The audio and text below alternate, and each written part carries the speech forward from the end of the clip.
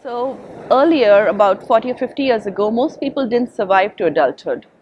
Now we have a large number of individuals with sickle cell disease surviving to adulthood, and what we're finding is that there's a huge burden of chronic morbidities in these patients, and it's mostly to do with vasculopathy or vascular damage associated with sickle cell disease. It causes things like problems in the brain like stroke and vasculopathy. It can cause retinopathy and loss of sight. It causes kidney failure and also pulmonary hypertension, which is very debilitating. They can't essentially breathe comfortably and they develop heart failure.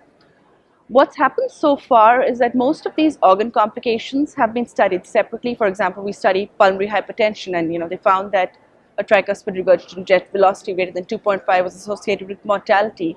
But the studies haven't really studied, say, pulmonary hypertension along with renal failure, along with retinopathy. And we undertook this study just to see what's the onset and progression of these morbidities in adults with sickle cell disease. And what we found was that, first of all, a lot of patients have more than one morbidity at a time, more than one form of vasculopathy affecting a different organ system, and that in patients who have multiple vasculopathy, it tends to affect the brain first, followed by the eyes, kidneys, and then the lungs.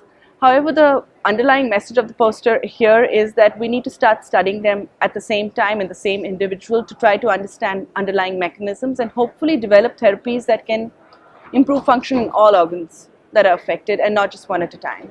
Now, chronic cardiovascular and cardiopulmonary morbidities are the leading cause of death in adults with sickle cell disease, and it's something that needs to be addressed.